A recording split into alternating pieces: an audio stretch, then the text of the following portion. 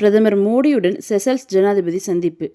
கிழக்கு ஆப்பிரிக்காவில் இந்திய பெருங்கடலில் அமைந்திருக்கும் 115 தீவுக்கூட்டங்களை உள்ளடக்கிய குடியரசு நாடு செசல்ஸ். இந்நாட்டில் கடந்த ஆண்டு அக்டோபர் மாதம் தேர்தல் நடைபெற்றது.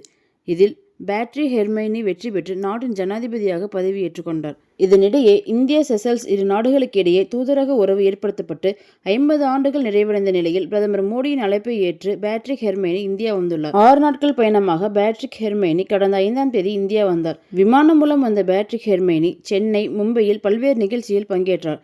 இதனைத் தொடர்ந்து பேட்ரிக் ஹெர்மைனி டெல்லி சென்றார். இந்நிலையில் டெல்லி சென்ற செசல்ஸ் ஜனாதிபதி பேட்ரிக் ஹெர்மைனி நேற்று பிரதமர் மோடியை சந்தித்தார். இந்த சந்திப்பின் போது இரு நாட்டு உறவு, வர்த்தகம் உள்பட பல்வேறு விவகாரங்கள் குறித்து இரு தலைவர்களும் ஆலோசனை நடத்தினர். செசல்ஸ் நாட்டின் வளர்ச்சிக்கு 1500 கோடி நிதி இந்தியா ஒப்புதல். செசல்ஸ் நாட்டின் வளர்ச்சிக்காக $175 மில்லியன், அதாவது இந்திய மதிப்பில் சுமார் 1500 கோடி நிதி வழங்க மத்திய அரசு ஒப்புதல் அளித்துள்ளது. இது குறித்து பிரதமர் மோடி வெளியிட்டுள்ள அறிக்கையில், இந்தியாவும் செசல்ஸ் நாடும் புவியியல் ரீதியாக மட்டுமின்றி வரலாறு, நம்பிக்கை மற்றும் எதிர்காலத்திற்கான தொலைநோக்கு பார்வையிலும் இணைக்கப்பட்டுள்ளன. செசல்ஸ் நாட்டின் முன்னுரிமைகள் மற்றும் தேவைகளுக்கு முக்கியத்துவம் கொடுக்கிறோம்.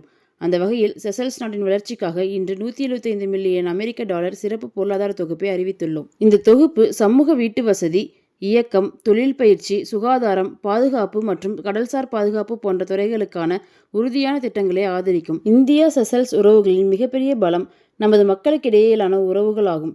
செசல்ஸ் நாட்டில் குடியேறிய இந்திய சமூகம் அந்நாட்டின் சமூக மற்றும் பொருளாதார வளர்ச்சிக்கு குறிப்பிடத்தக்க பங்களிப்பை செய்துள்ளது என்று தெரிவித்துள்ளார்.